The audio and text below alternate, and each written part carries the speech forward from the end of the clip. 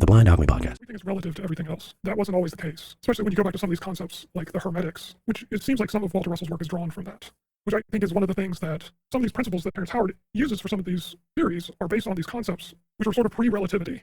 And that's why I think a lot of science is going to have a hard time with some of the way he expresses them because... Well, I mean, they made fun of Einstein too, so, I mean, what's the point? Yeah, they made fun of Einstein for a long time. There's a quote about what he said. There was a book published, 100 Scientists Against the Theory of Relativity or something like that. Right. And he says about the book, if I was wrong, it would only take one. Yeah, that's exactly right. Well, it would take more than one because you want to be able to repeat every experiment. You can never trust a single experimental result. But his principle of gravity, this notion of gravity that he came up with, it wasn't able to be tested until 2020. Today's show is a continuation of the last episode. The Blind Alchemist and JohnBuckson continue discussing WalterRussell's periodic chart of the elements, 0-point meditation, Terrence Howard's appearances on the Joe Rogan Experience, psychological manipulation of the masses, Sanity, Individualism, and the physics of IntentionalIce. Listen to the end.